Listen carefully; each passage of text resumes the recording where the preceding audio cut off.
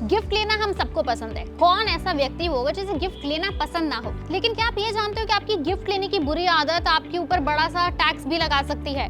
सोच रहे होंगे कि क्या बात है। वेल, ये बात बिल्कुल ठीक है। इनकम टैक्स डिपार्टमेंट का सर्कुलर ये कहता है कि अगर आप कोई गिफ्ट रिसीव कर रहे हो अपने नॉन रिश्तेदार से, नॉन रिलेटिव से 50,000 रुपए से ज्यादा की कीमत का, वो एक मूवेबल और इमूवेबल प्रॉपर्टी मानी जाती है, एसेट माना जाता है और उसके ऊपर लगता है टैक्स।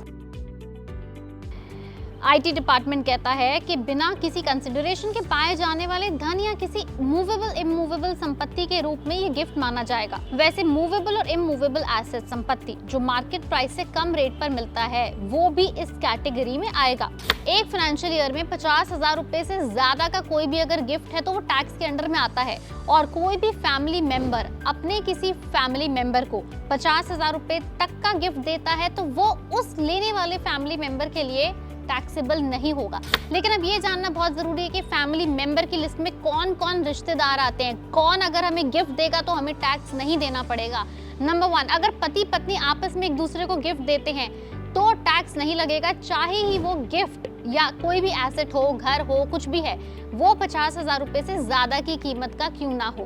भाई बहन अगर चाहे तो एक दूसरे को गिफ्ट दे सकते हैं, माता पिता अपने बच्चों को गिफ्ट दे सकते हैं, बच्चे अपने माता पिता को दे सकते हैं और पति पत्नी अपने स्पाउस, अपने पार्टनर के, यानी पत्नी अपने पति के भाई बहन, पति अपने पत्नी के भाई बहन, इस तरह से भी गिफ्ट दें तो वो भी टैक्सेबल इनकम के अंदर नहीं आएगा, उसके ऊपर किसी भी तरीके का टैक्स नहीं लगेगा। अगर पति या पत्नी का भाई बहन गिफ्ट करे तो टैक्स नहीं लगेगा, पति पत्नी का वंशज यानी उनका बच्चा भी कुछ गिफ्ट करे तो भी टैक्स नहीं लगेगा।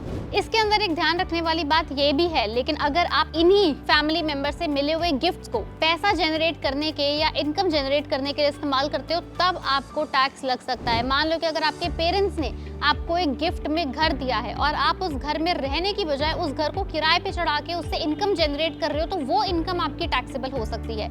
सेम तरीके से अगर आपके पार्टनर ने, आपके पेरेंट्स ने, आपके भाई बहन ने आपको गाड़ी दी और आप गाड़ी खुद चलाने की बजाय उसको बाहर कैब सर्विस की तरह इस्तेमाल करो तो उससे आने वाली इनकम के ऊपर टैक्स लगेगा। वैसे इसका काफी ज्यादा फायदा होता है न्यूली वेडेड कपल्स को, नवविवाहित जोड़े को, क्योंकि शादी पे लोग अक्सर गिफ्ट देते हैं, सोना चांदी देते हैं, बड़े बड़े लिफाफे देते हैं। तो न्यूली वेड्स कपल अगर चाहे तो section 56 of the income tax act इस गिफ्ट के अमाउंट के ऊपर छूट ले सकते हैं और इस गिफ्ट को 50,000 रुपए तक के अमाउंट को नॉन टैक्सेबल भी कर सकते हैं। इसलिए अगली बार जब आप एक बड़ा सा मोटा सा गिफ्ट लेने का सोच रहे हो फ्रेंड से, कॉलीग से या अपने किसी नेबर से, तो इस वीडियो को ध्यान में रखना, इन सभी पॉइंट्स को याद करना, क्योंकि नॉन रिलेटिव वाले गिफ्ट्स के ऊपर लगता है टैक्स। अगर आपको इस वीडियो से रिलेटेड कोई भी सवाल जवाब हो, कंफ्यूजन हो तो नीचे कमेंट सेक्शन में लिख के हमें जरूर बताएं। इस वीडियो को जितना शेयर कर सकते हैं करें, लाइक करें, कमेंट करें, हमारे पैसा लाइव प्लेटफॉर्म को यूट्यूब पे सब्सक्राइब करें, फेसबुक और इंस्टाग्राम पे जरूर फॉलो करें।